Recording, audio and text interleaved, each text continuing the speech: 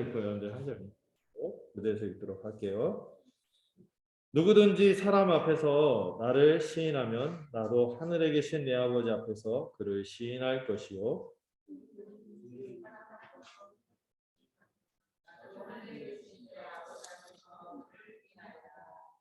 내가 세상에 화평을 주러 온 줄로 생각하지 말라. 화평이 아니요 검을 주러 왔노라.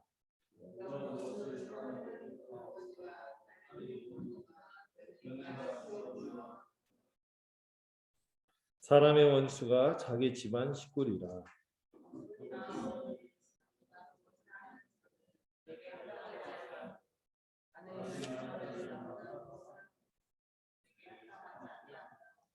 또 자기 십자가를 지고 나를 따르지 않는 자도 내게 합당하지 아니하니라.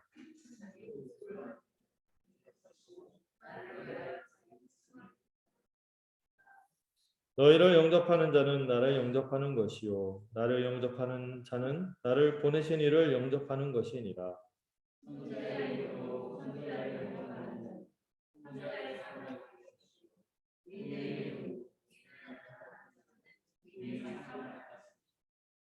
또 누구든지 제자의 이름으로 이 작은 자 중 하나에게 냉수 한 그릇이라도 주는 자는 내가 진실로 너희에게 이르노니 그 사람이 결단코 상을 잃지 아니하리라 하시니라.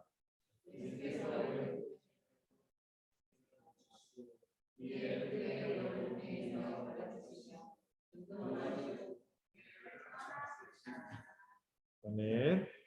네. 반갑습니다, 여러분. 네.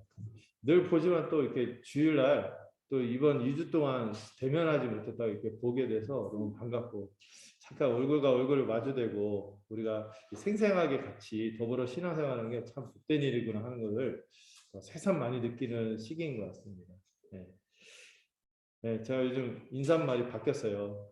강령하십니까? 이렇게 묻거든요. 건강을 먼저 염려하고 그다음에 안녕하신지 물어봐야 되는 시기가 되는데 다들 하여튼 건강하셨으면 좋겠습니다. 네. 또 어쩔 수 없이 막 이렇게 그런 상황이 닥쳐도 빨리 개최하시고 후유증도 없이 이렇게 지낼 수 있으면 좋겠고, 무엇보다 우리가 신앙생활을 마음껏 할 수 있도록 잠시 우리가 주어진 불편함도 좀 감수하고 또 우리 주변의 이웃들을 배려하면서 살아가는 것도 굉장히 좋은 신앙인의 태도가 아닐까 싶어요. 잠시 불편하다 할지라도 우리가 다 같이 기쁘게 지속적으로 신앙할 수 있도록 우리가 함께 마음을 합쳤으면 좋겠습니다. 자, 우리 계속해서 마태복음을 살펴보고 있는데요. 마태복음의 주제는요. 뭘까요? 전체의 주제. 두 글자. 천국. 마가복음, 누가복음, 여기서는 하나님 나라 이런 얘기를 쓰거든요. 근데 마태는 똑같은 하나님 나라를 천국으로 써요. 그리고 천국이나 하나님 나라랑 같은 의미죠. 또 이거를 또 요한복음에서는 천국 하나님 나라보다 우리가 생생하게 누리는 이 삶에 대해서 얘기하면서 영생이라는 표현을 선호합니다. 이 마태는 천국이 이미 우리에게 주어졌다는 거예요. 누가 오셔서? 예수님이 오심으로 새로운 세상이 열렸고 또 주님이 우리에게 새로운 생명을 주실 것이기 때문에 우리가 그 멋진 삶을 살 거다 하고 그분의 사역을 시작했어요. 이분의 사역은 갑자기 시작된 게 아니라 오래전부터 하나님께서 계획해 오신 이 세상을 향한 하나님의 마스터 플랜, 청사진이었던 거죠. 그것이 이제 예수님을 통하여 실감나게 이루어지는데 처음에 예수님 초기 사역을 그린 다음에 예수님의 취임 설교를 했죠. 이 천국의 왕으로서 주님의 백성이 우리가 어떻게 살아야 하는지를 이 산상설교로 정말 아름다운 메시지로 우리에게 어떤 삶을 살아야 하는지를 권면해 주셨고, 그리고 말씀만 전하신 것이 아니라 우리가 그 말씀으로 인하여 어떻게 천국 백성으로 회복되는가, 이거를 여러 가지 이적과 치유로 그 이 세상을 회복해 나가며 새롭게 하시는 것을 보여주셨죠. 그리고 두 번째 설교, 예수님의 산상설교에 이어서 두 번째 설교가 이 10장 전체의 내용인데요. 이 파송설교를 했어요. 예수님의 일을 그대로 받아서 12사도를 세워서 예수님이 하셨던 일 그대로, 핵심이 뭐죠? 가르침과 치유의 사역으로 이 세상은 하나님 나라가 왔다는 것을 알리고 그 천국 복음을 받아들이도록 전하도록 하셨습니다. 그래서 처음에는 이스라엘 백성들을 먼저 옛적부터 언약을 맺었던 그 이스라엘 백성을 잊지 않으시고 의리를 지켜서 그들에게 먼저 복음을 전하게 하셨죠. 그리고 그 자세에 대해서도 얘기하셨죠. 그리고 이 복음이 얼마나 권위 있는 것인지 그것을 받아들이면 뭐가 임해요? 평안이 임하고 안 받아들이면 심판이 임한다는 사실도 그 분명히 말씀하셨고 그런데 나중에 천국 비유 13장 마태복음 13장에서 나왔지만 천국이 이렇게 강력하게 주님을 통하여 이 권능의 주님을 통하여 이 세상에 임했지만 천국을 사람들이 흔쾌히 받아들이는 거예요. 그렇지는 않다는 거예요. 이 천국 복음을 싫어하고 거부하고 받아들이지 않는 이리 같은 사람들이 있고 그가 되 우리는 양의 정체성으로 살아갈 것이라고 말씀하셨죠. 근데 그런 가운데 우리가 어떻게 대처하라고 했어요? 거꾸로 하면 안 되죠. 비둘기 같이 지혜로운 게 아니라 비둘기 같이 순결하되 또 뱀같이 지혜로워. 네, 우리가 필요 없는 밖에 있잖아요. 영웅 심리에서 막 그런 것들은 피해야겠죠. 이런 것들은 주님이 이렇게 박해를 받으면 다른 동네로 피하라고 하셨거든요. 일부러 막 영웅 심리로 내가 이렇게 해갖고 인정받고 이런 거는 좀 바보 같은 거고 이거는 좀 지혜롭게 피할 수 있대. 그러나 우리 신앙의 정체성, 이 불가피한 고난이 임하고 박해가 임할 때는 어떻게 해야 돼요? 우리 신앙의 순결을 지키고 순전하게 주님 앞에 나가야 하는 것이죠. 그 믿음을 지켜나가고 복음을 고백할 수 있어야겠죠. 이런 박해 가운데 주님께서 구원을 약속해 주셨어요. 그런 상황 가운데 우리에게 하실 말을 주겠다. 할 말을 주겠다. 성령을 통하여 우리가 이 증거하고 우리의 믿음을 온전히 지키게 해주겠다고 약속하셨고 이런 상황이 계속되는 것이 아니라 언젠가 주님께서 우리 삶 속에서 때를 따라 돕는 은혜로 구원하시기도 하고 언제까지나 이 박해와 고난이 계속되는 것이 아니라 그 끝이 뭐가 임할 거다? 정말 제 주님이 다시 오시면 이 모든 슬픔과 어려움을 다 사라지는 그날이 올 것을 말씀하셨죠. 그러면서 우리가 실제로 살아가면서 견디기 힘든 영역이 있어요. 뭐냐면 모함받는 거, 비방을 듣는 거. 주님도 어떤 비방을 들었습니까? 바알세불이라는 이렇게 아주 경멸스러운 호칭으로 부름을 받았죠. 이 바알세불 뜻이 이제 귀신의 왕, 파리들의 왕, 그리고 파리들이 인분에 꼬이잖아요. 그래서 그걸 연장하도록 하는 아주 혐오스러운 표현인데 주님 그렇게 선하게 사람들을 도우시고 그 이적을 베푸셔서 사람들을 살리고 선한 일을 해가시고 하늘의 진리를 말씀하시는데도 이런 오명을 벗지 못했어요. 근데 주님이 얘기하셨죠. 스승보다 나은 제자는 없어요. 스승의 길을 따라가면 그 스승보다 더 영광을 받거나 그러진 않아요. 그 스승이 갔던 길을 그대로 받게 되죠. 그리고 제자의 삶의 모습은 어떠해야 됩니까? 스승과 같아야겠죠. 주님을 닮아가야 되는 것이죠. 그래서 우리의 삶의 방식은 어쩔 수 없이 이렇게 주님처럼 애매한 고난 이런 것을 마주하는 시간들이 있을 거라는 것이죠. 그럼에도 불구하고 주님이 권면하셨습니다. 뭐라고 권면하셨죠? 두려워하지 말라. 한편에서 사람들을 삼가하고 조심해야 돼요. 이리때 같은 세상이기 때문에 이 복음에 대해서 사람들이 자기 의와 교만함 때문에 복음을 싫어하고 세상을 더 좋아하기 때문에 이 탐욕 때문에 이 새로운 세상의 원리를 거부하거든요. 그래서 이 사람들이 어떻게 우리에게 할지 몰라서 우리가 조심해야 될 필요는 있지만 주님이 또 어떤 권면을 하셨어요? 두려워하지 말라. 두려워하지 말. 이거 어떻게 혀가 좀 잘 안 풀렸네요. 두려워하지 말아야 할 맞죠? 두려워하지 말아야 할 세 가지 이유를 말씀하셨어요. 첫 번째, 이 복음은 어떤 복음이다? 공적인 복음. 이 복음 우리가 갖고 있는 복음은요. 그 무슨 남녀호랭교나 뭐 이런 것처럼 사이비나 어떤 밀교처럼 우리끼리만 통하는 그런 진리가 아니라 공적인 진리라는 거예요. 그래서 주님이 나중에 부활하고 승천하고 성령이 우리에게 부어져서 교회가 세워졌잖아요. 이 진리로 살아내는 하나님 나라의 현상들이 명확하게 증거로 나타나기 때문에 이 복음은 우리가 숨어서 전하는 것이 아니라 지붕 위에서 감추지 않고 이렇게 전할 때 여러분 저는 믿거든요. 복음에는요 논리적인 정합성이 있어요. 논리적으로 말이 맞아요. 역사적인 근거를 가지고 막 증거하기 때문에 이걸 전하면은 그 주께서 구원하시기로 예배한 사람은 그 복음을 듣기만 하면 어떻게 돼? 예, 받아들이고 이 생명을 받아들이고 새로운 세상을 살아내는 영광스러운 시대가 됐기 때문에 여러분 복음 전할 때 우리가 쭈삣쭈삣할 필요가 없어요. 자랑스러워요. 당당하게 전할 수 있어야겠죠. 그리고 또 주님이 한편에서 우리에게 긴장하도록 뭐를 더 두려워하라? 우리 복음 전할 때 싫어하고 반발하고 할 때 그 사람들 기껏해야 우리 육신의 생명을 끊을 수 있을지라도 누가 더 두려워요? 육신뿐만 아니라 영원한 운명까지도 심판하시는 그분을 두려워할 때 우리가 만약에 복음에서 부끄러워하거나 쭈삣쭈삣하거나 하면은 우리가 누구를 두려워해야 되는지를 착각하는 거죠. 정말 두려워해야 할 분은 우리 주 하나님이신 것을 기억해야 되는 거죠. 그래서 주님은 이 박해하는 세상을 두려워하지 말고 담대히 복음을 전하라고 하십니다. 무엇보다 우리가 가장 두려워하지 않을 이유 뭐죠?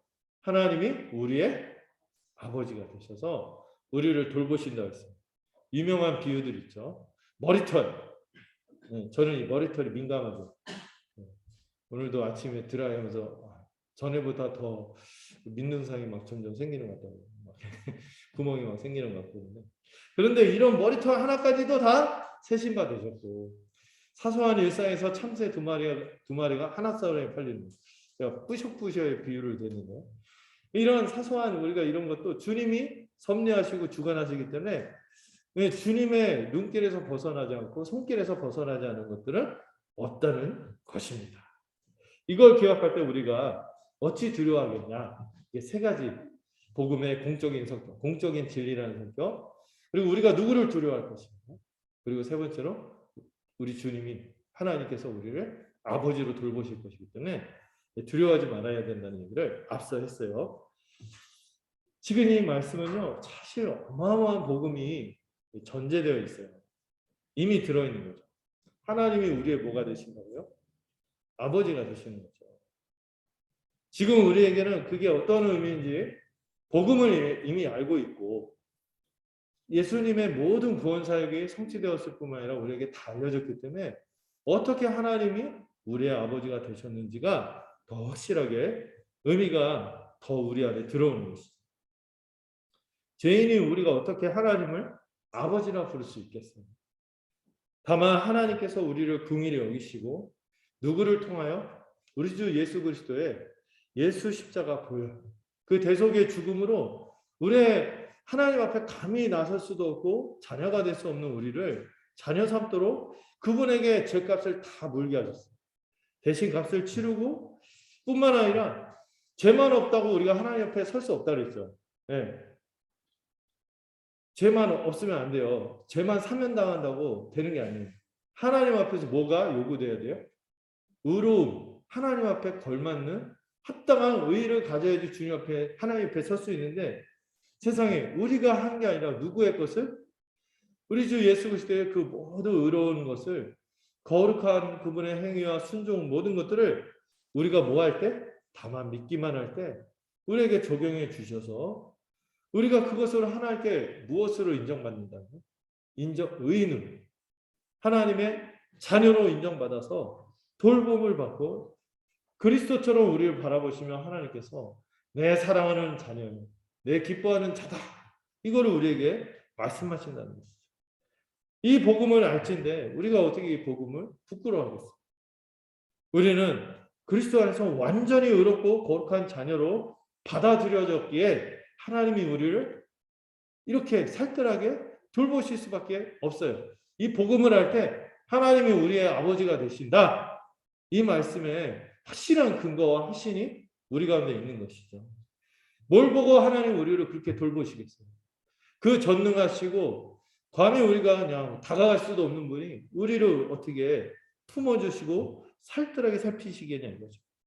하나님 우리를 세굴라 이 보배로 여기면서 이렇게 하시겠냐 이거죠. 어떤 자가 이걸 확신할 수 있어요?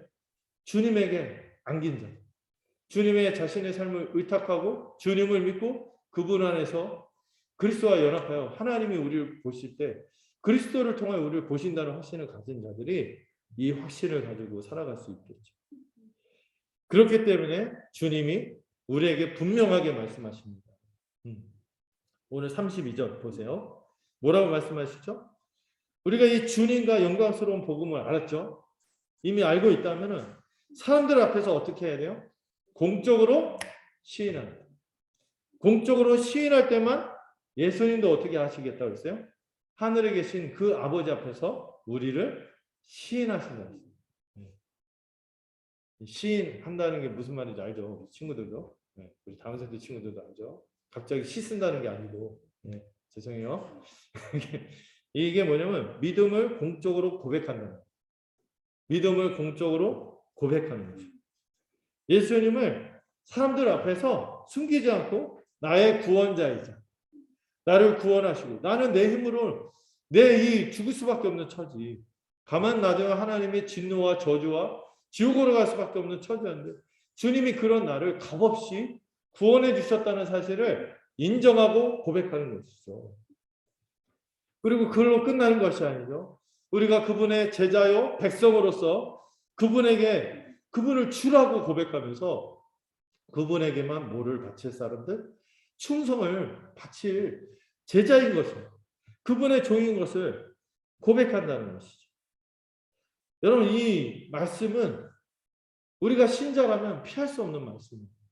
모든 그리스도인은 다 마음에 새겨야 돼요. 이 복음을 믿었나요? 받아들였나요? 그럼 이 복음에 대해서 여러분들 사람들 앞에서 공적으로 고백할 수 있어야 돼요. 만약에 못한다면요 안 믿는 거죠. 그만큼 그것을 받아들이지 않는다는 거예요. 여러분 이렇게 훌륭한 사람들 좀 그 성격이 쾌활하고 좀 약간 좀 나대기 좋아하고 이렇게 이런 사람만 복음을 공적으로 고백하는 것이 아니라 이건 누구에게? 모든 그리스도인에게 주님이 말씀하신 거예요. 이 복음에 대해서 공적으로 시인할 때 우리가 주님 앞에서 하늘 그 마지막 심판 때 그때 시인을 받을 것이고 만약에 그걸 부정한다면 부인하시겠다는 엄중한 말씀을 하신 것이죠. 공적으로 시인한다는 것을 좀 더 생각해 보죠. 여러분 구체적으로 생각해야 돼요. 먼저 내가 일상에서 접하는 모든 사람들 앞에서 내가 신자임을 드러내고 있느냐 이 문제예요. 내가 신자임을 밝히고 있느냐. 이때 신자라는 자신을 부끄럽지 않게 공개할 수 있는가? 이게 되게 중요한 문제라요. 여러분 일단 공적으로 시인하는 거에 있어서 제일 중요한 출발점은 우리가 교회로 살겠다. 이런 새로운 세상의 일원이 되고 새 생명을 얻은 자로서 이걸 감사하며 공적으로 고백하는 이 교회에서 고백하는 공적인 시인이 이 출발점이겠죠. 그래서 우리가 세례를 받고 믿음을 고백하고 우리는 서약을 했어요. 이런 새로운 세상의 일원이 되겠다고. 그래서 당연히 교회에서 잘 살려고 우리가 애쓰죠. 신자로서 우리가 잘 대하고 정말 사람들한테 정말 선대하고 잘 살려고 합니다. 근데 주님은요. 여기서 이 사람이 내가 알고 있고 그 하는 교제권 안에 있는 교회 사람들이 아니라 어떤 사람들 앞에서 모든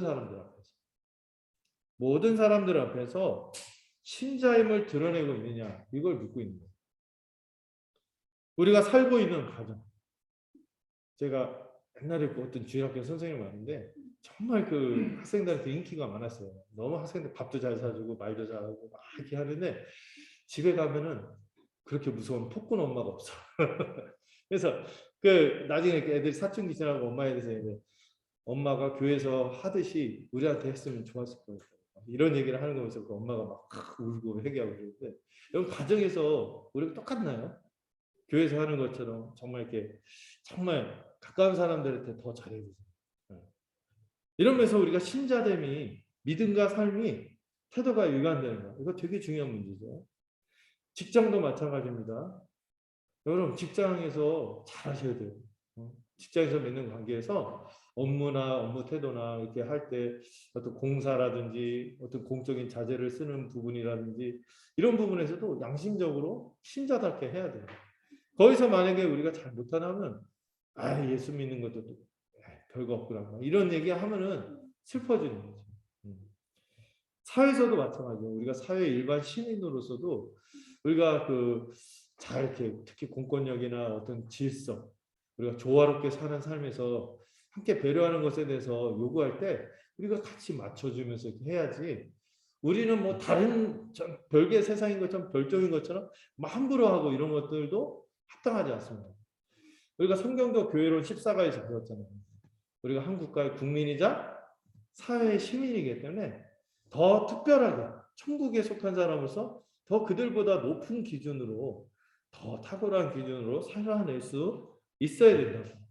산상수훈에서도 얘기했죠. 소금과 빛이 되어야 해요. 빛으로서 되라는 게 아니죠. 이미 소금과 빛이니까 거기에 닿게 살아야 된다고 말씀하셨어요. 네, 국가에서도 그렇죠. 무엇보다 우리가 공적으로 시인한다는 것은 우리가 믿는 바와 우리가 사는 바가 사람들 보는 데 앞에서 고백하는 것이 괴리되지 않고 같이 가야 된다는 사실을 기억해야 돼요. 정말 여러분들 우리가 복음에 합당하게 살아야 합니다. 우리가 믿고 있다면 이 귀한 복음을 믿고 있다면 복음에 합당하게 살아야 돼요. 더 나아가서 공적으로 시인한다는 건 뭘 의미합니까? 이 복음을 말하는 것이죠. 복음을 사람들한테 증거하고 전하는 선교를 말하는 것이 공적으로 시인한다는 거죠. 단계를 밟았죠. 공적으로 시인한다는 게 뭐예요? 내가 혼자 마음속으로 믿는 것이 아니라 교회에서 공적으로 고백하면서 그 세상의 일원으로 살겠다고 하는 거. 두 번째, 내가 대하는 가정, 직장, 사회, 국가 이런 데서 그 믿음을 공적으로 고백하면서 신자임을 드러내고 일관된 삶을 나타내야겠죠. 세 번째로 직접 복음을 전하는 선교. 이것이 공적으로 시인하는 것이죠. 그래서 우리는요. 때를 얻든지 못 얻든지 복음을 전할 수 있어야 됩니다. 복음을 부끄럽게 여기지 말고 자랑스러워해야 되죠. 베드로전서에서 그런 얘기하잖아요. 누가 너에게 있는 소망이 무엇인지 물어볼 때 대답할 것을 준비하면서 이 복음을 자랑할 수 있어야 돼요. 우리는 어떤 순간에도 복음을 공적으로 시인하는 자여야 합니다. 때로 어떤 순간까지 이제 공적으로 시인해야 될까요? 좋을 때만, 상황이 괜찮을 때만 우리가 이 믿음을 공적으로 시인하는 거잖아. 우리 주님에 대해서 내가 믿노라고 그때만 시인하는 것이 아니라 우리가 믿음 때문에 당해야 하는 고난이 있을 때도 물러서지 말아야 된다는 거죠. 고난이 있을 때도 이 믿음을 고백할 수 있어요. 여전히 우리는 예수님은 우리의 구원자요. 주님으로 시인해야 합니다. 왜 이런 어려움이 생길까? 왜 이런 힘든 일이 생길까? 할 때도 우리가 마음속에 다짐하세요. 입술로 죄를 범하지 않고 내 마음으로도 죄를 범하지 않겠다. 주님을 끝까지 시인하면서 살겠다. 이걸 주님께서 말씀하세요. 그뿐만 아니라 우리 박해가 있을 때가 있죠. 사람들의 반발, 거절, 오해 이런 어려움이 있고 때로는 내가 이 믿음 때문에 손해를 봐야 하는 상황이 있어요. 이 믿음 때문에 또 이 믿음에 합치한 삶을 살기 위해서 내가 더 희생하고 헌신해야 되는 순간이 있습니다. 이런 순간마다 주님이 공적으로 시인하라는 거죠. 사람들 앞에서 나를 시인하라는 것은 물러서지 말라는 거예요. 그때 우리가 물러서지 않고 믿음에 합당하게 우리의 믿음을 공적으로 시인해야 합니다. 우리가 물러서지 않을 때 그때 주님은 어떻게 하신다 했어요? 우리를 하늘 아버지 앞에서 합당한 자로 시인하시겠다. 그것이 참된 구원을 이루어가는 삶이겠죠. 반대로 주님 우리가 모든 사람들 앞에서 예수님을 부인하거나 그 예수님에 대해서 이렇게 시인하는 모습이 안 나타난다면 하늘 아버지 앞에서 우리를 어떻게 하실 거라고? 부인하실 것이라고 엄중하게 말씀하셨어요. 여러분, 주님을 부인하는 것은 일단 먼저 배교를 뜻합니다. 믿음을 저버리는 거죠. 배교를 뜻하는데 또 어쩌다 힘든 순간에 막 넘어질 수는 있어요. 무너지는 순간이 있는데 이 배교는 결국엔 지속적으로 주님을 구원자요 주님이신 것을 아예 삶에서 지속적으로 부정하는 이런 형태가 이제 부인하는 것이죠. 뭐 이 아주 노골적인 배교뿐만 아니라 여기서는 이것도 얘기할 수 있어요. 이게 좀 우리가 좀 더 심각하게 생각할 부분인데 예수님과 복음에 대해서 우리가 부끄러워하고 숨기는 것도 여기에 포함되어 있어요. 여러분 숨기고 부끄러워하고 드러내지 않는 것도 주님께서 나중에 최후 심판 때 어떻게 하신다고 했어요?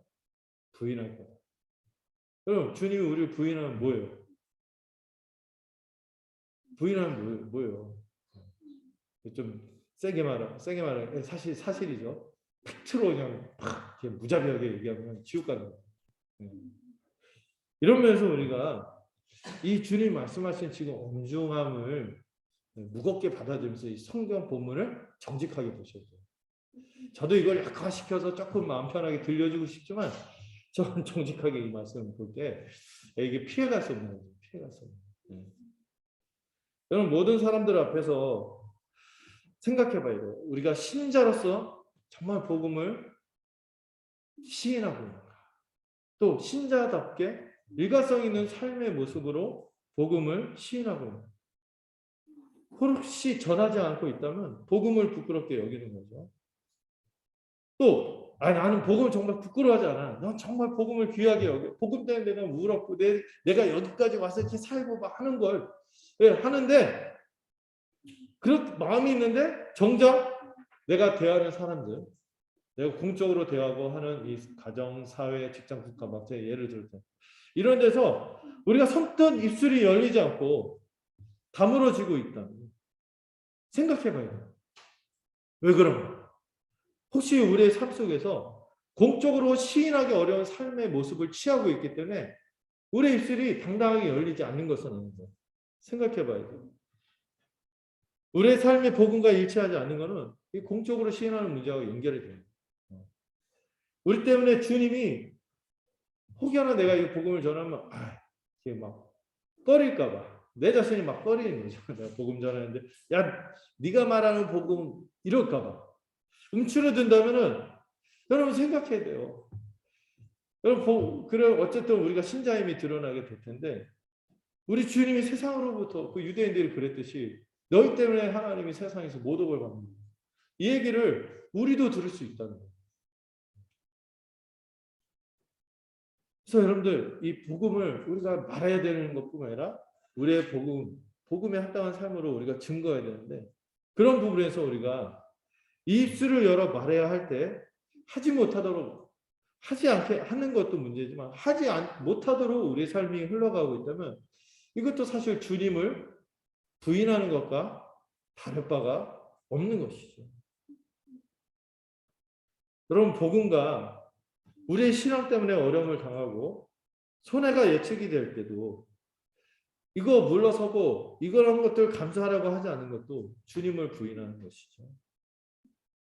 어쩌면 우리가 신자다워야 하기 때문에 일반 사람들보다 더 높은 삶의 기준으로 살아야 하는 것이 우리인 것입니다. 세상 사람들이 다 그렇게 살잖아요. 어차피 세상 사람이 그렇게 사니까 나도 똑같이 그렇게 맞춰 살아야죠. 이러면은 나도 그렇게 똑같이 하겠다 하는 순간 우리는 예수님을 공적으로 시인하지 않는 것입니다. 우리의 삶으로 예수님을 부인하는 거예요. 누구도 이를 강제로 어떤 삶의 자리에서 우리가 선택하는 순간마다 강제로 하도록 하지 않습니다. 다만 여러분들이 성령으로 여러분의 양심을 성령께서 막 민감하게 하실 거예요. 이 영역에서 내가 이렇게 하는 것이 옳은 거. 물러서야 되는 거야. 내가 여기서 이렇게 해야 되는 거야. 또 이런 부분에서 내가 희생을 감수하고 내가 좀 힘들고 불편하더라도 감수해야 되겠다 하면은 감수해야 되는 거죠. 그렇게 하면서 우리가 교회로 살아가면은요, 이 감각이 더 길러질 거예요. 교회로 살아갈 때 또 모범적으로 신자답게 세상에서도 막 그렇게 애쓰는 분투하는 그 간증들이나 이런 고백들을 들으면서 같이 우리가 저렇게 살아야겠구나, 이렇게 손해를 감수해야겠구나, 이게 힘들더라도 이렇게 해야 되겠구나, 이런 것들을 배우면서 점점 우리가 같이 다듬어지고 그래서 우리가 참 우리 한국교회의 가장 큰 문제거든요. 교회에서는 그럴듯하게 인간관계하고 이렇게 하는데 밖에 나가서 이렇게 전혀 다른 이런 모습이 나타나요. 그때 여러분 오늘 주님이 말씀하신 거 공적으로 시인하는 거지. 내가 공적으로 시인할 수 있거든. 내가 믿는 주님. 이 문제를 생각하셔. 우리가 정말 잘 주님께서 거룩하게 이끌어 주셔서 이런 영역에서도 우리가 성숙해 갔으면 좋겠어요. 네. 세상에서도 동일한 동일한 사람의 모습을 지녀야 합니다. 우리가 신자라면 세상에서도 저 사람이 신자야. 이런 얘기를 들을 수 있어요. 그렇죠? 제가 옛날에 집사에 대해서 집사가 옛날에 얼마나 그 불신 사회에서도 이 집사 초대교회가 박해 가운데서도 신앙을 참 애썼잖아요. 신앙을 순결하게 지켰는데 그 당시 이 집사의 말이 공중 역할을 했다는 문서를 봤잖아요. 그냥 일반 성도뿐만 아니라 야 교회 집사 정도 하면 이 사람의 한 말은 거짓이 있을 수가 없어. 이런 말을 할 정도로 신뢰를 받았다는 거죠. 막 그런 얘기 있잖아요. 들었죠. 옛날에는 예수쟁이는 좀 이별라 자기들만 잘났다고 이렇게 막 이렇게 저렇게 하냐 이런 얘기 듣다가 점점 시간이 지나니까 예수쟁이도 똑같더라. 근데 지금은 믿는 것들이 더해 이런 말을 듣는 시기가 됐다는 것이 오늘 이 본문을 생각할 때 우리가 믿음을 공적으로 시인할 수 있게 복음을 전하는 것뿐만 아니라 우리가 복음에 걸맞는 거룩한 삶으로 주님을 담대하게 당당하게 또 합당하게 고백할 수 있겠는 이 문제를 좀 같이 생각해 볼 수 있으면 좋겠어요. 우리가 심지어 박해와 손해가 따른다 하더라도 우리의 모든 삶의 현장에서 우리 주님을 우리가 믿고 있다는 사실을 숨기지 않고 복음을 전하고 일관성 있게 신자로 살아야 할 이유가 있죠. 왜 그렇습니까? 우리가 믿는 우리의 믿음의 대상이신 예수님이 하나님을 뭐라고 부르세요? 32절 33절 보면 뭐라고 부르십니까? 하나님 내 아버지. 우리는 우리 아버지라고 부르지만 주님은 내 아버지라고 부를 수 있는 분이세요. 하나님의 아들로서 하나님과 똑같은 신성을 공유하시는 하나님이시기 때문에 이런 신적인 권위가 있는 분이기 때문에 우리가 그 예수 십자가 복음, 우리가 믿는 예수의 복음, 또 예수님의 뜻대로 살아가는 삶 이렇게 살아가야 되는 것이 그분 자신이 갖고 있는 이 하나님의 아들이라는 정체성과 그분이 갖고 있는 신적 권위 때문에도 우리는 우리가 믿는 복음에 대해서 공적으로 시인할 수 있어요. 이 무게를 알아야 돼요. 우리가 믿는 분이 그런 분인데 왜 우리가 다르게 행동합니까? 주님은 그렇게 안 믿는 거예요. 이를 시인하느냐? 하나님의 아들이며 신적인 권위가 있고 절대적으로 우리가 복종해야 할 주로 우리가 정말 삶으로 고백하고 또 입술을 열어 이것을 성경함으로 나타내며 박해 가운데 손해 가운데서도 물러서지 않고 이 부분을 주님 오늘 우리에게 물으시는 것이죠. 자, 34절부터 한번 볼까요? 한 걸음 더 나와서 주님이 더 충격적인 말씀을 하시는데 주님 가끔 우리 고정관념을 막 흔들으세요. 뭐라고 하냐면 주님이 이 세상에 온 게 피스, 화평을 주러 온 게 아니라 화평을 주러 온 것이 아니라 검을 주러 왔다. 검. 근데 이 말씀 오해하면 안 돼요. 이 문맥으로 이 말씀, 또 성경 전체의 맥락에서 또 복음을 이해하는 가운데, 복음 전체를 아는 가운데 이 말씀을 이해해야 되는데, 여러분 주님이 이 말씀 가지고 막 오해하는 분들 있어요. 세상에 화평이 아니라 검을 주러 왔으니까 약간 기독교인이 막 너무 막 공격적이고 막 그렇게 하는 모습으로 막 무례하고 뭐 이렇게 하는 것으로 오해하는 부분들이 있는데 그게 아니죠. 기본적으로 주님은 어떤 왕이십니까? 평화의 왕이세요. 또 주님은 우리에게 평화를 너에게 끼치노니라고 말씀하시며 우리에게 이 평안, 화평을 주신다고 말씀하셨습니다. 여러분 제가 막 단어를 막 골라가면서 막 돌아오면서 쓸 텐데 평안, 평강, 화평 다 같은 거죠. 네. 옛날에 누가 이게 전에 팔복 하다가 화평 그거 얘기하다가 평안, 평강 막 계속 바꿨으니까 화평지옥이라고 막 힘들게 막 얘기한 적이 있었는데 어쨌든 하나님 우리 주님은 우리에게 평안을 주시는 분이세요. 그리고 아까 우리가 앞서 살펴봤던 산상수훈에서도 천국 백성의 중요한 정체성이 뭐를 추구하는 사람들? 화평을 추구하는 사람들이었어요. 우리가 천국 백성이라면 마땅히 화평을 추구해야 한다고 했습니다. 그래서요 주님의 제자들이요 그 몇몇을 보면 여러분들 앞에서 살펴봤지만 누구와 누구가 같이 한 밥상을 같이 먹었어요? 열심당원인 시몬과 세리인 마태가 같이 이 화평을 누리면서 화해하는 가운데 정말 서로 뜨겁게 형제로 받아들이며 한 제자로 살았다는 것이죠. 이 밥을 먹고 깊은 사귐을 갖는 모습을 통해서 우리는 화평을 추구하는 자라는 것을 분명하게 이해해야 됩니다. 신자로서 우리는 주님이 주신 하늘의 화평을 평화를 누리는 자죠. 주님이 약속하셨듯이 세상이 알 수 없는 그 평화를 가진 자가 우리인 것입니다.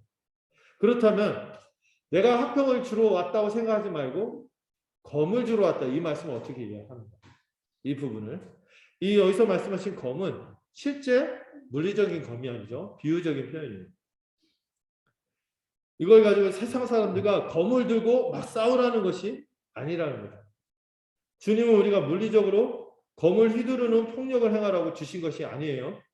실제로 예수님 십자가 지실 때 그 겟세마네 동산에서 체포될 때 베드로가 칼을 뺐습니다. 그때 주님이 뭐라 했죠?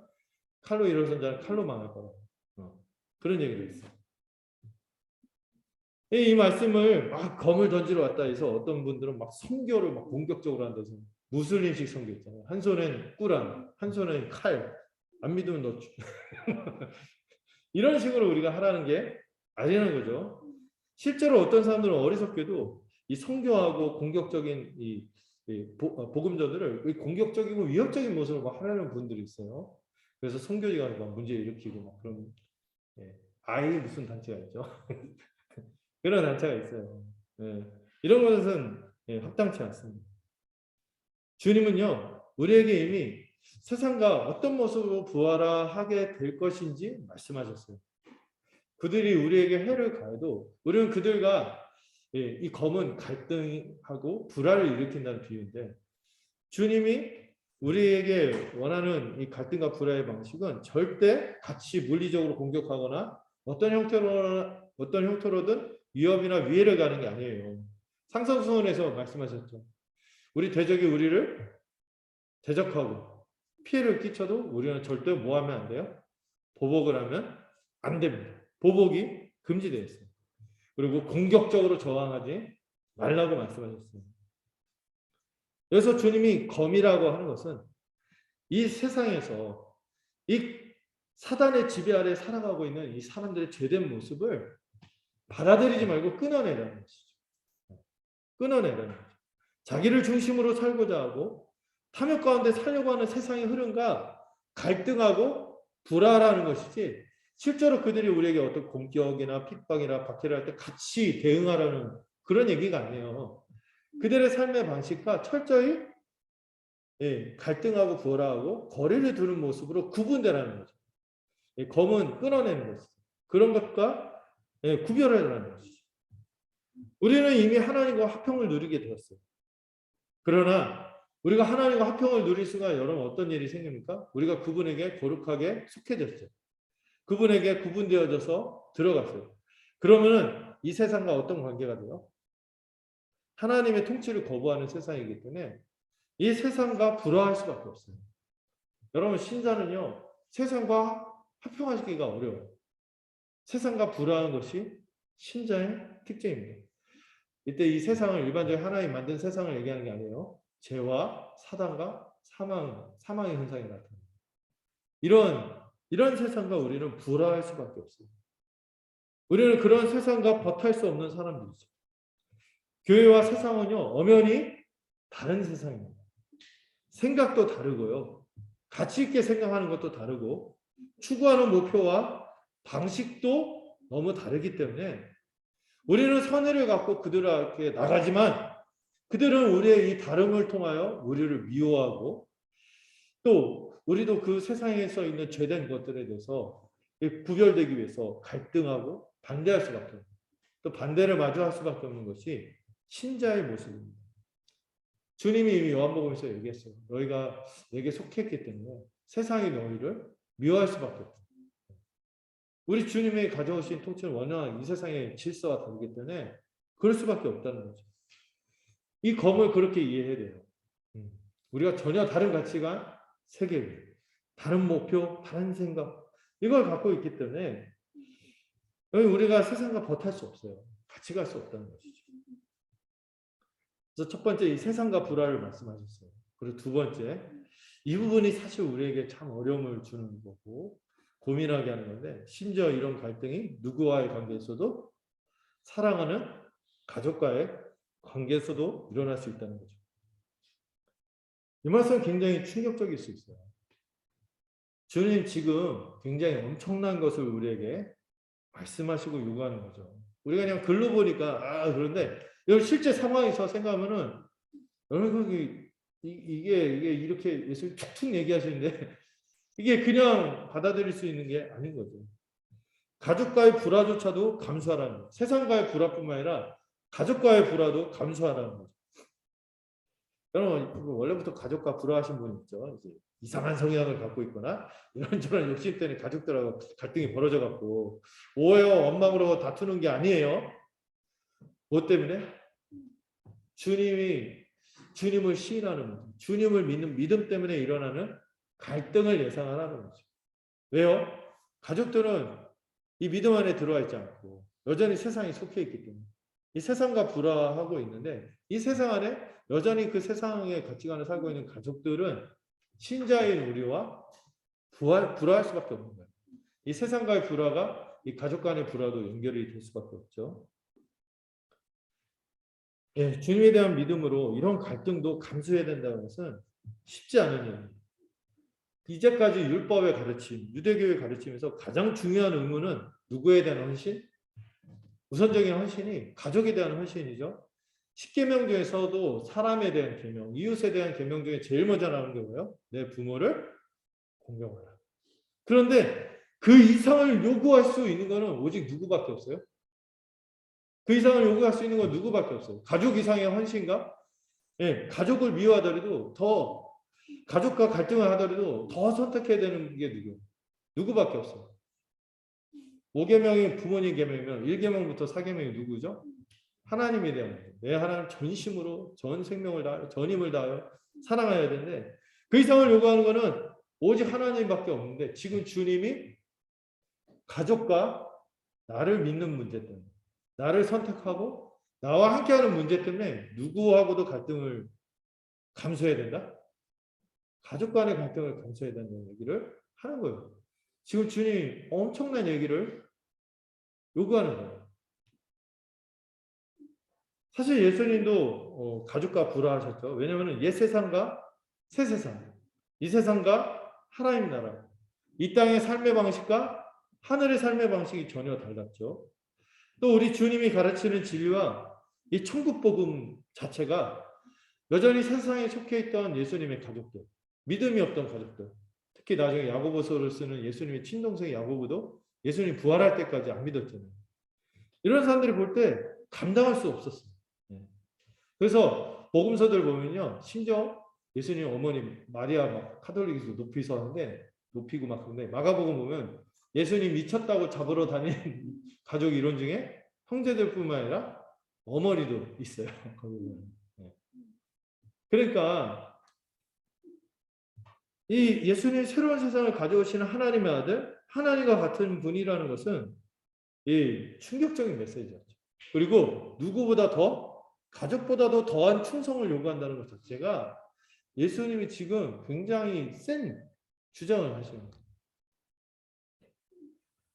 주님 이런 말씀까지 하십니다. 사람의 원수가 자기 집안 식구가 될 것이라고 말씀하세요. 이 말씀도 우리에게 많은 생각을 하게 되죠. 네. 일반적으로 에휴 자식이 왼수지, 에휴 우리 남편이 왼수지, 이거 말고 그거 말고 뭐 때문에? 우리 믿음 때문에 같은 믿음에 속하지 않은 세상에 속해 있는 가족들마저도 우리에게 원수가 되고 말 거라고 말씀하시는 거죠.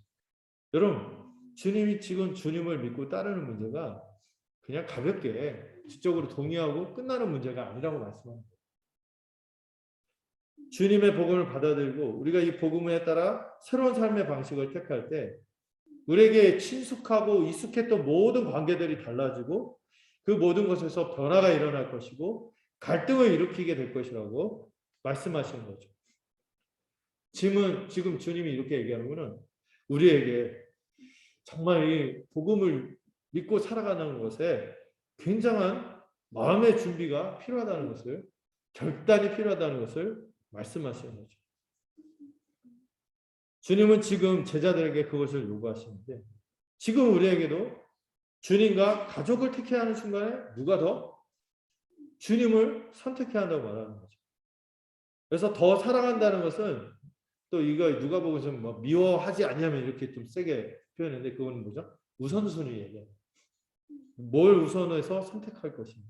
이 우선순위를 말씀하시는 거죠. 여러분 다시 말씀드리는데 이런 요구를 할 수 있는 분은 누구밖에 없어요? 사람으로서는 이런 요구를 하실 수가 없어요. 우리 주님이 바로 이런 새로운 세상을 가져오시는 천국의 하나님의 신적인 하나님의 권위를 갖고 있는 분이기 때문에 그런 것입니다. 이런 극단적이고 절대적인 요구를 할 수 있는 분은 딱 두 존재밖에 없어요. 하나님이냐 사단이냐. 애매한 훌륭한 사람, 랍비 뭐 이 정도는 안 돼요. 이런 요구를 할 수 있는 분은 존재는 하나님이거나 우리를 멸망시키려는 사단이거나 이 둘 중에 하나예요.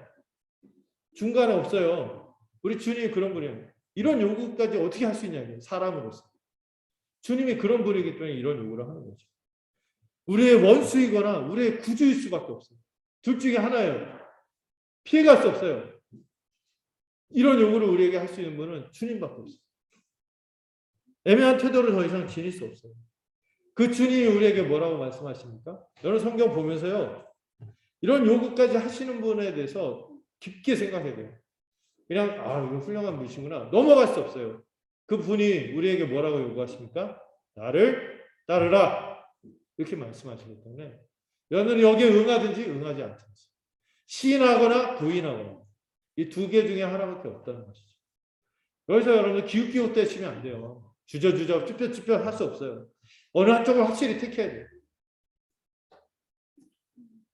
내가 뭐 이런 상황 저런 상황 저는 뭐 지금 막 주변인 질풍노도 많이 오는데 지금 막 삶의 현장 이런 핑계 다 할 수 없어요. 지금 이 요구를 하시는 분이 누구예요? 주님이기 때문에 적당하게 선을 그어갖고 따라갈 수 없는 거예요. 마음을 정하셔야 돼요. 주님은 우리가 세상과 불화하고 가족과의 불화를 감수하는 것에 이어서 또 한 가지 불화해야 하는 대상을 또 말씀하십니다. 누굽니까? 우리 자신과도 불화해야 한다고 말씀하십니다. 더 나아가서 자기 십자가를 지고 나를 따르지 않는 자도 주님에게 합당하지 않다고 말씀하세요. 여러분 십자가는 뭐죠? 자기가 죽을 형틀인 거예요. 옛날에 그 중국에서 그 사람들 많이 숙청하고 막 그럴 때 제일 그 끔찍한 방법 중에 하나가 삽을 들고 가고 삽을 들고 가서 막 땅을 파요. 자기가 땅을 막 파서 깊이 판 다음에 그 깊이 판 땅에다가 자기가 판 구덩이에 자기가 파묻혀 죽는.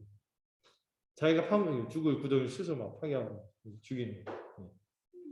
여러분 십자가가 그런 거예요. 내가 죽어야 될 형태를 막 그 온갖 모욕과 막 이렇게 구경거리가 되고 막 조롱당하다가 끔찍한 죽음의 자리로 나가는 것이죠.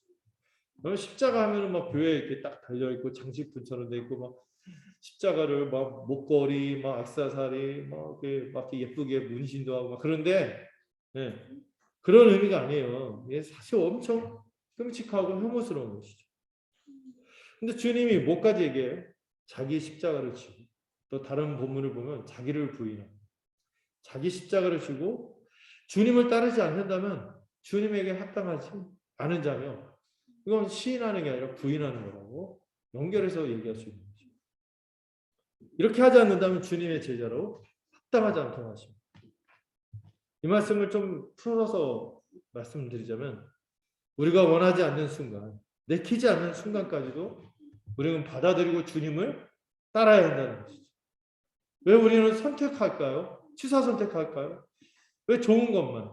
이렇게 해서 우리가 물러서야 되고 납작 엎드려져야 되고 귀를 기울여야 되고 내 고집을 꺾어야 되는 순간에 왜 그렇게 하지 못할까요? 주님이 말씀하세요. 우리가 자기 목숨을 얻고자 하면은 잃게 될 것이라고 말씀하셨습니다. 여기서 자기 목숨은 뭐예요? 자기 중심적인 삶이에요. 또 이 세상에서 얻을 수 있는 혜택 있잖아요. 그거 그냥 탐하면서 그거 살겠다는 것들. 이거를 얻고자 하면 오히려 진정한 생명을 잃게 될 거라고 말씀하십니다. 주님을 위하여 이런 것들을 자기 목숨을 잃으면 오히려 진정한 생명을 얻을 거예요. 자기 목숨을 잃는다는 것은 자신과 세상이 아니라 주님과 함께 십자가의 길을 가겠다는 것이죠. 여러분들, 우리는 십자가의 길을 가는 사람들입니까? 네. 자기와 불화하고 내 좋은 대로만 살려는 것이 아니라 정말 주님의 십자가의 길을 가기 위해서 내 마음대로 가는 것이 아니라 나중에 예수님이 부활하고 베드로한테 띠를 띄우면서 그랬죠. 네가 나면은 자기 마음대로 살았지만 이제는 남에게 띠띄운 가운데서 남을 섬기면서 그들의 뜻을 받으면서 살게 될 거라. 그전에 우리가 자기 중심으로 내가 하고 싶은 거 하고 내가 뭐 이렇게 하고 이렇게 했는데 이제는 주님의 뜻에 따르기 위해서 말씀을 순종하는 것뿐만 아니라 말씀을 순종하겠다고 자기 판단으로 마음대로 막 해요. 그래서 뭘 주신 거예요? 교회를 주셨죠. 교회에서 또 공적으로 우리가 함께 살아가면서 성도의 교제를 통해서 이렇게 하는 게 주님의 뜻으로 살겠구나. 그것이 있다면 내가 바라고 내 개인적인 생각이 있어도 맞춰가는 거예요. 자기를 부인하는 거죠. 그리고 세상에서 살아갈 때 내 삶이 내 육체와 물질적 번영을 위해서 살아가는 이것을 위해서 신고 거두는 삶입니다. 아니면 내 삶의 모양이나 이런 여러 가지 드러난 것이 영생을 위해서 신고 거두는 삶의 모양으로 살고 있는지 물어야 되는 거죠. 이런 부분에서 내가 여전히 우선순위라든지 비용 계산이 분명하지 않다면 주님을 시인하는가 부인하는가. 내가 여전히 세상에 속한 자로서 주님을 부인하고 있는 것은 아닌지 점검해야 합니다. 마지막 달라 40절에서 11장 1절 보시면은 예수님이 제자를 영접하는 자도 이제 상 받을 것이라고 축복하시면서 이 단락을 마무리 짓습니다. 이러면서 이제 이 파송 설교가 끝나요. 마지막 부분은 예수님이 우리를 격려하시는 부분입니다. 먼저 영접하는 자의 상을 얘기하는데 이 영접하는 자는 누구죠? 우리가 복음을 전할 때 이 복음을 믿고 받아들인 사람. 이 영접하는 사람들이 우리를 영접하는 것이 아니라 실제로 누구를 영접하는 거라고? 주님을 영접하는 것이고 그 주님을 영접하는 것은 실제로 누구? 온 세상의 창조주, 모든 만물의 주이신 이 하나님을 영접하는 것이라고 말씀하셨습니다. 주님이 여기서 말씀하고자 하시는 것은 우리가 전하는 복음, 이 복음을 통해 나타나는 영광스러운 우리 주 예수 그리스도가 얼마나 영광스러운 분이며 복된 분이며 큰 상급이 되는지 말씀하시는 거예요. 생각해보세요. 주님이 얼마나 영광스러운지 우리가 제자로서 주님의 일들을 감당할 때 우리가 그분의 일을 감당하고 그분의 복음을 전하고 할 때 우리를 영접하는 것이 그냥 우리가 좋은 것이 아니라 그들이 너무나 영광스러운 것을 받아들이는 것이기 때문에 그 받아들인 자들이 반드시 상을 받을 것이라는 격려인 것이죠. 심지어 그들이 우리에게 또 우리가 또 어떤 복음 전하고 수고하는 사람에게 냉수 한 그릇 주는 이 사소한 거잖아요. 냉수 한 그릇 주는 건 일상에서의 평범한 호의잖아요. 그냥 무의식 중에 이렇게 줄 수도 있고 매주마다 우리 지용자가 저 물 주시는데 이번 주에 이제 운영자매가 하고 있는데 뭐 그냥 좀 할 수 있는 거예요. 좀 이렇게 아니면 이렇게 막 두 개를 안 하고 그냥 간단하게 줄 수도 있고 한데 이런 것보다 주님은 어떻게 하신다고? 넘어가시지 않는다. 반드시 상을 주신다고. 이 얘기를 하는 게 뭐예요? 우리가 전하는 복음이 너무나 영광스럽기 때문에 이 복음을 받아들인 자가 받는 영광도 너무 크다는 거죠. 그 상을 결코 잃지 않을 거라는 거죠. 여러분, 그들이 우리가 전하는 복음을 받아들이면 이 복음 자체도 영광스럽지만 그들이 얼마나 놀라운 혜택을 받게 되는 것인지를 얘기할 때 우리가 이 복음 전하는 게 얼마나 영광스러운지 생각하게 됩니다. 주님은 또한 우리의 정체성, 이 제자의 정체성을 세 가지로 얘기합니다. 선지자, 의인, 또 작은 자로 얘기하고 있어요. 주님이 먼저 선지자이셨죠. 진리를 가르치시고 우리를 죄에서 돌이키게 하셨습니다. 또 주님이 완전한 의인으로서 우리에게 의인의 신분을 주셨습니다. 그리고 우리로 하여금 의의 열매를 맺도록 하시는 분이십니다. 그러한 주님이 아주 작은 우리와 함께 하시기 위해 가장 겸손한 종의 모습으로 우리에게 오셨습니다. 우리같이 작은 사람들을 위해 죽기까지 하셨습니다. 우리는 주님 안에서 주님을 닮아가기 위해서 선지자의 사명을 감당하는 자들이죠. 진리를 전하고 사람들을 죄에서 돌이키도록 간절히 호소하고 또한 이미 의인이 된 자로서 다른 이들도 이 의의 선물을 받아 누리도록 전하는 자들이죠. 또한 가장 작은 자가 되어 다른 사람들을 겸손히 섬기고 고난과 박해를 감수하는 모습으로 가는 것이 우리 제자의 모습인 거죠. 주님이 이 우리의 정체성을 얘기하면서 그런 우리를 받아들이는 자들은 동일한 상을 받는 거예요. 우리가 일단 서로를 그렇게 수고하면서 살아갈 때 서로를 섬기게 되겠죠. 그때 우리 자신에게 돌아오는 상급도 우리가 생각할 수 있어요. 그때 우리가 서로를 섬기는 것이 결국 누구를 섬기는 거예요? 주님을 섬기는 거죠. 우리가 전한 복음을 받을 뿐만 아니라 우리를 영접하는 이들이죠. 우리의 전한 복음을 받아들이고 영접하는 이들이 결국 주님을 영접하는 것이기 때문에 그들이 동일한 상과 영광을 받을 것이라고 격려하시는데 여러분 우리가 전하는 거 그들이 받기만 하면 얼마나 그들이 놀라운 혜택을 누리겠는가 이 얘기를 하는 거예요. 그럼 여러분 전하는 자로서 얼마나 우리가 보람차며 격려가 되는 말씀이겠습니까? 우리는 이를 기대하며 복음을 전하는 것이죠. 우리는 주님과 연합했기 때문에 우리가 전한 복음 그리고 우리 복음을 전하는 자를 선대하는 이들 우리와 복음의 믿음을 같이 하는 자들이 함께 그 영광을 누리게 될 것이라는 것은 굉장한 격려입니다. 주님이 영광스럽기 때문에 주님을 믿고 연합하여 그 안에 있는 우리 그 일을 감당하는 우리도 영광스럽고 그것을 받아들이고 함께 더불어 살아갈 이들도 너무나 영광스러운 것이죠. 그리고 이것을 더 생각하게 되는데 주님이 감당한 사명들 주님이 전한 진리들 주님이 취한 겸손과 섬김의 이러한 삶의 방식이 참으로 영광스럽다는 것이죠. 그래서 우리도 동일하게 살아갈 때 그 영광을 알아가게 될 것이며 그 영광을 취하게 되는 것이죠. 우리가 전하는 것이 영광스러운 복음입니다. 그렇기 때문에 받는 자는 반드시 상을 받는다는 것이 우리로 하여금 이 복음 사역을 복음 전하는 사역을 기쁘게 감당하게 하고 벅차게 하는 것이죠. 이 주님이 마지막 부분에 하는 이 격려를 잊지 마세요. 그러면서 이제 주님이 12 제자에게 선교를 위한 설교를 이제 마치십니다. 그리고 이제 1절 보시면 우리 계속해서 주님이 이 선교의 사명을 감당하는 모습이 나옵니다. 여기서 이 선교의 설교, 파송 설교는 끝났습니다. 그러나 우리에게 주어진 선교의 명령은 아직 끝나지 않습니다. 계속 진행되는 것이죠. 주님이 다시 오실 때까지 우리는 이 일을 감당해야 합니다. 주님은 지금도 이 영광스러운 복음의 소식을 우리가 전하는 것을 기대하시고 또 여기서 나타날 여파들에 대해서 우리가 마음속으로 그리면서 이들이 이걸 우리가 전한 걸 받기만 하면은 그들이 우리에게 선하게 대하고 물 한 그릇 이렇게 대접하는 것도 주님이 결단코 상을 잃지 않는다고 하는 것은 우리의 삶이 얼마나 굉장한 것인가 영광스러운 것인가를 생각하도록 하는 것이죠. 말씀을 맺겠습니다. 우리는 예수님을 우리의 구주이자 주님으로 공적으로 시인한다. 이 문제를 다시 한번 생각해 봤으면 좋겠습니다. 우리 삶의 현장에서 우리가 자신 있게 복음을 전할 수 있겠습니까? 오늘날 복음 전도가 어려운 시대가 됐다는 이야기를 들어요. 왜냐고요? 교회가 복음의 능력을 보여주지 않기 때문에 그렇다 이런 얘기를 합니다. 심지어 어떤 교회들은 복음을 모르는 것 같다. 이런 얘기를 듣기도 하죠.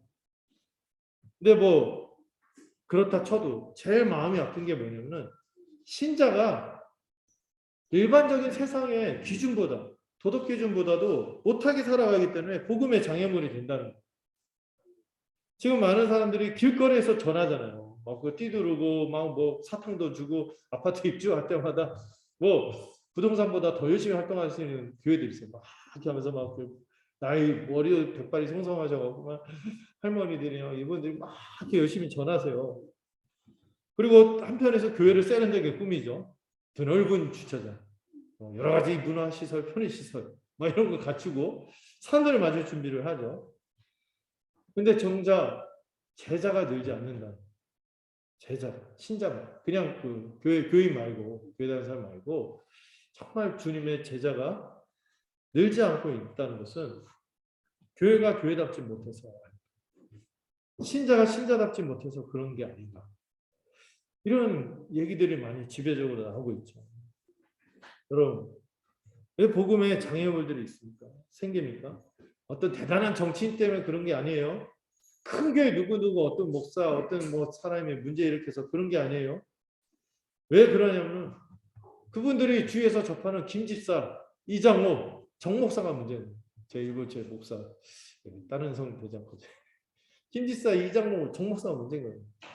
우리 그 김집사, 이장로가 없다는 거 확인하고 제가 이렇게 얘기하는 거예요. 네.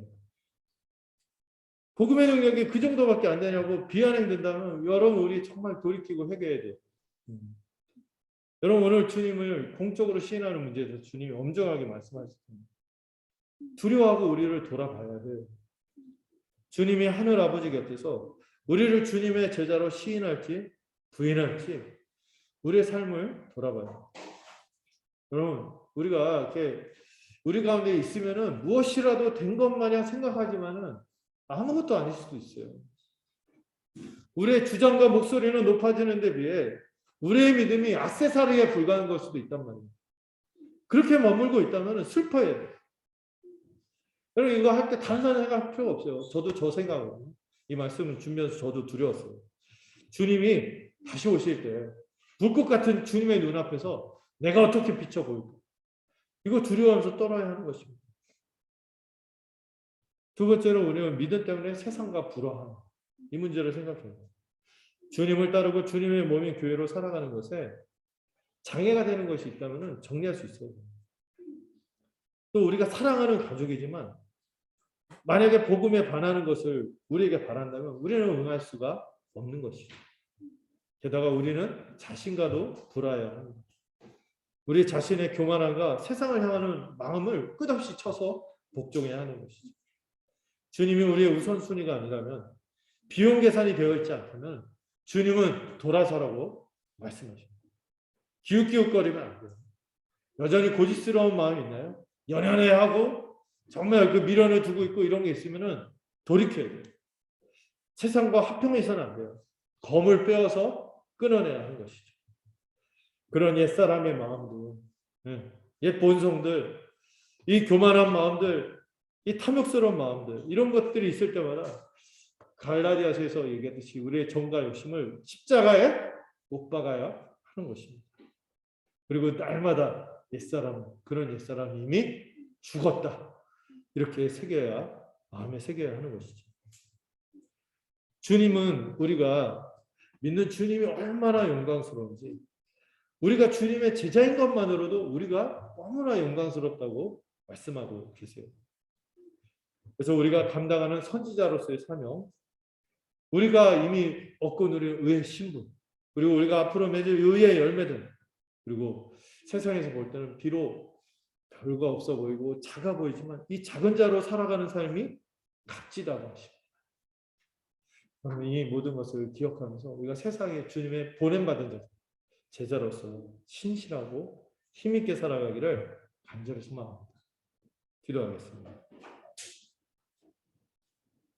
하나님 아버지, 오늘 이 말씀을 우리 모두가 엄중하게 받아들이도록 인도하여 주시옵소서. 우리가 복음을 믿고 교회로 살아가고 이렇게 시간이 지나고 세월이 지나가고 있는데 우리의 삶 속에서 계속해서 진보가 나타나고 있습니까? 우리의 삶에서 주님을 구주이자 주님으로 공적으로 시인하고 있습니까? 말만이 아니라 삶에서도 우리가 마주대하는 모든 사람들에게 내가 주님을 믿고 있는 신자라고 담담하게 말할 수 있습니까? 혹시 우리가 복음의 장애물이 되고 있는 것은 아니죠. 두렵게 생각하게 하시고 다시 우리 안에 복음의 능력이 나타나도록 우리 자신의 헛된 마음들과 고집스러운 것들을 꺾고 쳐서 복종하는 우리가 되도록 붙들어 주시옵소서.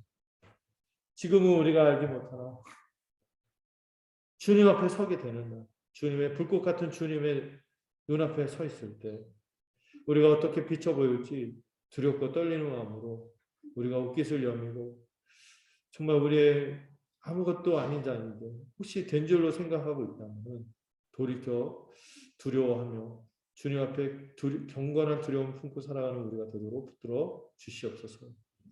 또 우리가 믿음 때문에 세상과 불화한 자들이 되기를 소망합니다. 정말 세상과 버타는 것이 아니라 오히려 새로운 세상, 하나님 원하시는 삶의 원리들을 받아들이고 이것을 따라 살아가고 세상에서 오히려 더 탁월한 주님의 천국 백성의 모습을 지닐 수 있도록 인도하여 주시옵소서. 혹시 여전히 양보하지 못하고 우선순위가 되지 못하고 비용 계산이 되어 있지 않는 부분들이 있다면 주님은 우리에게 분명히 돌아서라고 말씀하십니다. 주님, 이 말씀을 우리가 마음속에 깊이 새기며 날마다 우리의 고집스러운 마음을 십자가에 못 박고 세상을 탐하는 마음을 못 박고 교만한 마음을 못 박고 날마다 옛사람이 이미 죽었다는 것을 마음에 새기도록 성령께서 우리 안의 역사도 붙들어 주시옵소서.